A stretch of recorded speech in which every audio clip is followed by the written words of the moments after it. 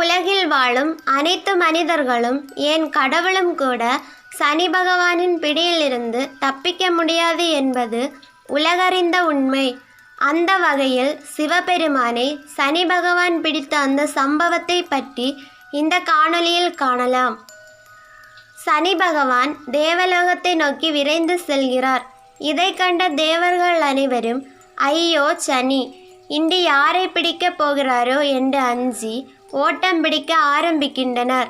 அவரவர் ஒரு இடத்திற்கு சென்று ஒளிந்து கொள்கின்றனர். ஆனால் சனி பகவானோ தேவலோகத்தை விட்டு கடந்து சென்றார். இதை கண்ட தேவர்களுக்கு ஒரே ஆச்சரியம். தாங்கள் மறைந்திருந்த இடத்தை விட்டு வெளியில் வந்த தேவர்கள் சனி எங்குதான் செல்கிறார் என்பதை அறிய அவரை பின்தொடர்கின்றனர். சனியோ கைலாயத்தை நோக்கி விரைந்து செல்கிறார். சனி வருவதை அறிந்த சிவபெருமான் தன்னைத்தான் அவர் பிடிக்கப் போகிறார் என்பதை ஊகித்து அவர் பிடியிலிருந்து தப்பிப்பதற்காக ஒளிய இடம் தேடுகிறார். திருமாலின் வழிகாட்டுதல் பேரில் அவர் ஒரு குகையில் சென்று மறைந்து கொண்டு அதன் வாசலை மூடினார். அதன்பின் அவர் தியானத்தில் அமர்ந்து விடுகிறார்.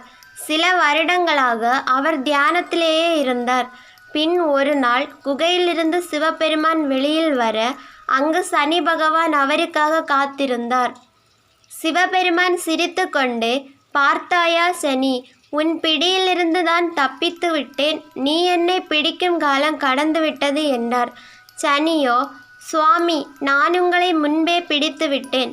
நீங்கள் என் பிடியில் இருந்ததால்தான் 7.5 ஆண்டுகளாக பார்வதி தேவியை கூட பார்க்க முடியாமல் இந்த குகையில் இருந்தீர்கள் என்றார். சனி கூறியதை கேட்டு வியந்த சிவபெருமான், இறைவன் என்றும் பாராமல் நீ உன் கடமையை சரிவர செய்ததால் ஈஸ்வரன் என்னும் என்னுடைய பெயரை உனக்கு பட்டமாக தருகிறேன். இன்று முதல் உன்னை எல்லோரும் சனீஸ்வரன் என்று அழைப்பர் என்று வாழ்த்தினார்.